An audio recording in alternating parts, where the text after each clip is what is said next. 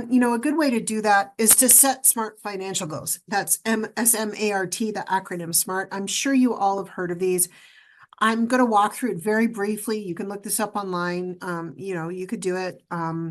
SMART stands for specific, measurable, achievable, relevant, and time or timeline. And it's really simple to follow and make sure that you stick to the plan. So SMART is a powerful framework for setting goals that are clear and actionable, but not just that, they're achievable. So you're not saying, I want to make $1 million in 6 months. I mean, is that realistic, right? So it helps turn these intentions into a focused plan. So the S stands for specific.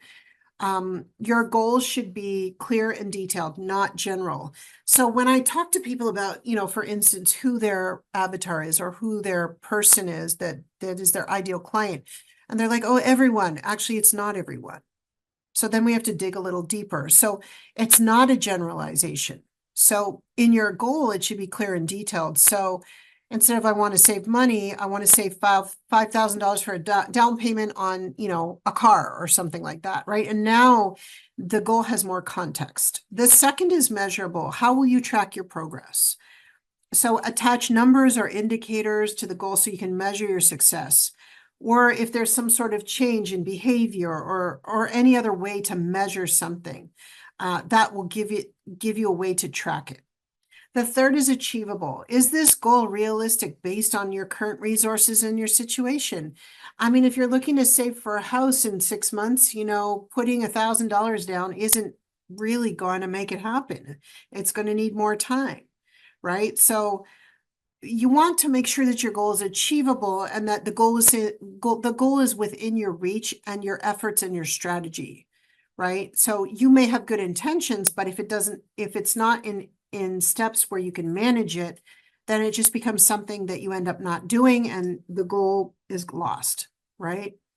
The last is relevant. So the R is relevant. So does this align with your bigger vision or your priorities? Make sure it's meaningful and aligned with what matters to you because you're the only one doing it. So it has to make sense. So, I mean, don't go invest in something if your real priority is to pay off debt, for instance. The last is T for time. So when will you complete the goal? Have a clear deadline and you can timeline it out into little pieces so that you have many goals along the way to achieve that higher goal, right? And so that will create focus and accountability. And when you don't hit something, then you can look at why and then reassess. So it's easy to create a plan around using SMART goals because the system is so simple, okay?